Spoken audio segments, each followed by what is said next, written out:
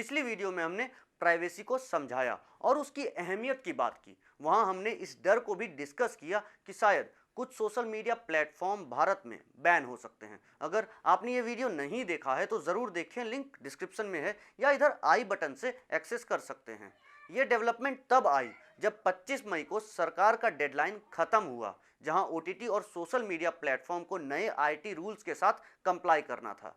जब आप ये वीडियो देखें तो आप ध्यान में रखें कि सरकार और देश में अंतर होता है, और अगर कोई कंपनी या इंसान सरकार के नियम से एग्री नहीं करता तो ऐसा नहीं है कि वो उस देश के खिलाफ खड़ा है।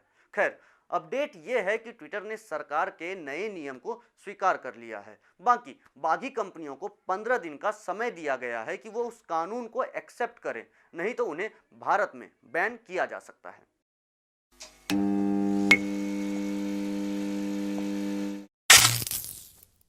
नमस्कार, खुशामदीद।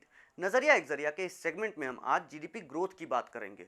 ये तो सब जानते थे कि कोविड-19 का जितना खतरा हमारे देशवासियों पर था, उतना ही खतरा हमारे अर्थव्यवस्था पर भी था। और ये तो कोई भी नौसिखिया बता सकता था कि लगाए गए लॉकडाउन के कारण हमारी जीडीपी गिरेगी। और ministry of statistics and programme implementation ने अपने एक स्टेटमेंट में बताया कि 2020-21 की जीडीपी ग्रोथ -7.3% रही, जो कि 2019-20 में 4% थी। वहीं पिछली तिमाही की जीडीपी ग्रोथ 1.6% रही। पहले हम ये समझ ले कि जीडीपी क्या होता है। शुरू करने के पहले हम ये समझा दें कि ये कोई इकोनॉमिक्स क्लास नहीं है। हम यहाँ आसान भाषा में बात करेंगे ताकि आप जीडीपी को मोटा मोटी समझ सके। जीडीपी का मतलब है सकल घरेलू उत्पाद या नेशनल इनकम। ये एक तरीके से मापक है जो देश के इकोनॉमिकल तरक्की को दर्शाता है। यहाँ सालाना जीडीपी पिछले जीडीपी से कंपेयर किया जाता है और क्वार्टरली जीडीपी पिछले क्वार्टर से कंपेयर किया जाता है। हमारे देश में फाइनेंशियल ईयर अप्रैल से शुरू होता है। क्वार्टर 1 अप्रैल से जून तक, क्वार्टर 2 जून से सितंबर तक, क्वार्टर 3 अक्टूबर से दिसंबर तक और क्वार्टर 4 जनवरी से मार्च तक। अगर जीडीपी के फॉर्मूला को देखें तो हमें समझ आता है कि हमें किन फैक्टर्स पर ध्यान देना चाहिए अगर हम अपने जीडीपी को सुधारना चाहते हैं तो। पहला फैक्टर है कंजम्पशन, जो खर्च आम जनता अपने घर चलाने, जरूरत के सामान खरीदने और अपने शौक को पूरा करने में करती है। इससे सरकारों को टैक्स प्राप्त होता है और मनी सर्कुलेट होता है, जो देश के तरक्की में सबसे इंपॉर्टेंट फैक्टर होती है, और इसे हम पूरी तरीके से कंट्रोल कर सकते हैं। दूसरा फैक्टर है इन्वेस्टमेंट।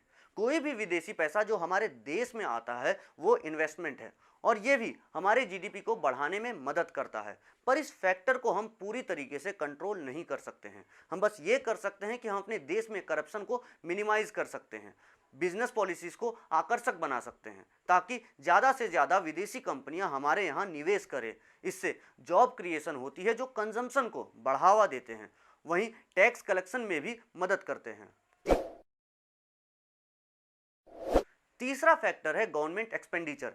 ये सरकार के खर्च होते हैं जो वो नए प्रोजेक्ट को शुरू करने के साथ साथ लोगों को सैलरी और पेंशन देते हैं, जो फिर कंजम्पशन को बढ़ावा देता है। वहीं कुछ खर्च आवश्यक वस्तु और सेवाओं को इंपोर्ट करने में होती है, और यही वस्तुओं और सेवाओं को देश में बेचकर कमाई की जाती है, जो कि फिर देश के जीडीपी को बढ़ाता है।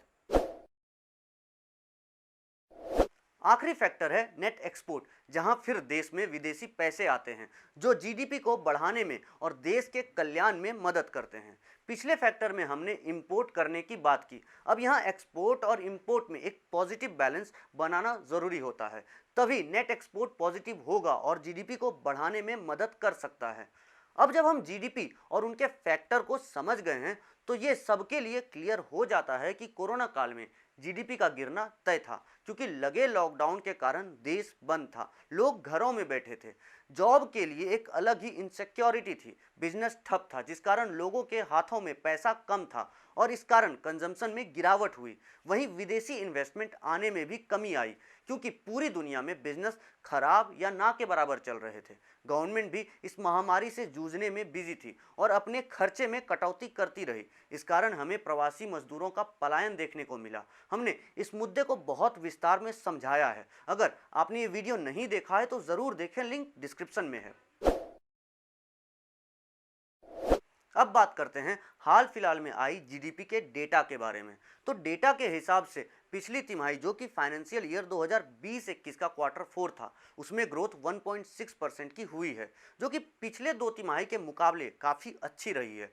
जब भी ग्रोथ नेगेटिव होता है तब वहाँ रिसेशन होता है, यानी कि महंगाई बढ़ती है या देश की उत्पाद कम होती है। यहाँ हम देख सकते हैं कि क्वार्टर 1 में हमें -24% का ग्रोथ देखने को मिला। यह अचानक आई लॉकडाउन के कारण था, पर अगर बाकी देशों के मुकाबले देखें तो ये सबसे बुरा रिसेशन था। वहीं उसके अगले क्वार्टर में जहां थोड़ी रिलैक्सेशन देखने को मिली, हम वहां जीडीपी को रिकवर करता हुआ देख सकते हैं, जो -7.3% थी। उसके बाद अनलॉक होने के कारण और फेस्टिवल सीजन्स के कंट्रीब्यूशन से हमारी जीडीपी वापस पॉजिटिव ग्रोथ दिखाती है, जो कि 0.4% थी। ये तो हो गई क्वार्टर्स की बात। अब सालाना जीडीपी की बात करें तो जानकारों और हमारे फाइनेंस मिनिस्टर निर्मला ताई का मानना था कि सेकेंड वेव का असर फिर हमारे जीडीपी पर पड़ेगा, पर जिस हद तक ये प्रेडिक्ट किया जा रहा था उससे अच्छे ही हालात निकले हैं। यहाँ ये प्रेडिक्ट किया गया था कि भारत की जीडीपी वित्तीय साल 2020-21 यानी कि फाइनेंशियल ईयर 2020-21 में -8 के आसपास होगी, पर क्वार्टर के ग्रोथ के कारण -7.3 पर ही रही। और अगर इसे हम पिछले साल से कंपेयर करें तो फाइनेंशियल ईयर 2019-20 में हमारी ग्रोथ 4.18 रही थी। और अगर इसे हम पिछले 5 सालों के ग्रोथ से देखें तो हमारी इकोनॉमी इन जनरल अच्छी परफॉर्म नहीं कर रही है। हाँ, यहाँ पिछले 2 साल की गिरावट के लिए हम कोरोना को ब्लेम कर सकते हैं, पर बाकी के सालों का क्या? ये तो साफ देखा जा सकता है कि पिछली सरकार भी हमारी इकोनॉमी को नहीं संभाल पा रही थी, जहां की लगातार गिरावट रजिस्टर की जा रही थी। पर 2012 से जीडीपी वापस पटरी पर आना शुरू करती है, पर गिरी जीडीपी के कारण बढ़े महंगाई ने उनकी सरकार पलट दी और एक नए सरकार को चांस दिया जो अनोखे वादों के साथ आई थी। पर उनका ट्रैक रिकॉर्ड भी कुछ अच्छा नहीं है, जो हम यहाँ इस डेटा में देख सकते हैं। अब मेरे नज़रिए से देखिए, ये तो अब तक में क्लियर हो गया है कि जीडीपी जितनी गिरेगी उतना ही महंगाई बढ़ेगा, और यही कारण है कि आज हमें सरसों तेल के लिए 200 रुपये लीटर देना पड़ रहा है और पेट्रोल 100 रुपये पर उछाल मार रहा है। आश्चर्य वाली बात यह है कि हमारे जो प्रिय पत्रकार हैं वो सरसों तेल को ऐसे नज़रअंदाज कर रहे हैं जैसे निर्मला जी संसद में प्याज को नज़रअंदाज कर रही थी। शायद इनके घरों में सरसों तेल में सब्जियां नहीं बनती होंगी, पर नॉर्थ इंडिया में लगभग घरों में सरसों तेल एक नेसेसिटी है। तभी तो रोड पर आज लौंडे लफाड़े फैंटम कम बन रहे हैं, क्योंकि उनके घरों से सरसों तेल को खरीदने के लिए उनके पॉकेट मनी में कटौती की जा रही है। हाँ, कोरोना एक कारण रहा है इस महंगाई के लिए, पर इसको एक एक्सक्यूज की तरह यूज करना बहुत बड़ी बेवकूफ़ी होगी, क्योंकि भारत की विशालकाय भूमि और जनसंख्या एक बड़ा फैक्टर है कि हम दुनिया में 5वीं सबसे बड़ी इकोनॉमी हैं। लोग ये बोलकर सरकार को क्रिटिसाइज तो करते हैं कि पाकिस्तान और बांग्लादेश की जीडीपी ग्रोथ भारत से ज़्यादा है, पर वो इस बात को कंसिडर करना भूल जाते हैं कि वो भारत के मुकाबले बहुत छोटी इकोनॉमी है। जितनी बड़ी इकोनॉमी हो उतना कम तेजी से ग्रो करता है, तभी चाइना और अमेरिका में 1 से 2% की ग्रोथ को भी बहुत अच्छा माना जाता है। अब जब हम पाकिस्तान और बांग्लादेश को छोटी इकोनॉमी कहते हैं तो उनके ग्रोथ को हम नेग्लेक्ट नहीं कर रहे, बल्कि ये बताना चाह रहे हैं कि अगर आपको किसी देश के इकोनॉमिक कंडीशन को समझना है तो वहाँ के ह्यूमन डेवलपमेंट इंडेक्स को देखें। ये मापक ये बताता है कि किसी भी देश में वहाँ की जनता कितना प्रोग्रेस कर रही है, जिसमें बांग्लादेश भारत से आगे चल रहा है और पाकिस्तान ज़्यादा पीछे नहीं है। पर सरकार ये ना भूले कि जितनी बड़ी इमारत हो वो उतनी ही तेजी से गिरता है, और अपने घर की सुरक्षा करना हर इंसान का पहला दायित्व होता है। हम जनरली माइक्रो इकोनॉमी और मैक्रो इकोनॉमी को अलग अलग पढ़ते हैं, पर micro economy basically macro economy का एक स्मॉल स्केल वर्जन है। जैसे घर चलाना देश चलाने का एक छोटा वर्जन है। हर समझदार आदमी अपने बुरे समय के लिए तैयार रहता है और बुरे समय में थोड़ा संभल कर चलता है। पर इस सरकार के ट्रैक रिकॉर्ड को देखते हुए ये लगता है कि इनकी इकोनॉमिक्स थोड़ी कमज़ोर है, जो उनके पिछले 7 साल के जीडीपी ग्रोथ में साफ दिखता है। यहाँ सरकार को हम चेता देना चाहते हैं कि अगर एक बड़ी इकोनॉमी रिसेशन में आ जाती है तो उसे वापस पटरी पर लाना बहुत मुश्किल होता है, और इस साल के जीडीपी ग्रोथ पिछले 40 साल में सबसे बुरे हैं, और ये डरा देने वाली बात है। और आज अगर सरकार बुरे कंडीशन को कोरोना के माथे पर डालना चाहती है तो वो इतना याद रखे कि कोरोना काल खत्म होने के बाद आई ग्रोथ में वो अपनी पीठ नहीं थपथपा सकते। तो हम यहाँ सरकार को यही सलाह देंगे कि आप कोरोना को एक एक्सक्यूज की तरह नहीं बल्कि एक चैलेंज की तरह एक्सेप्ट करें।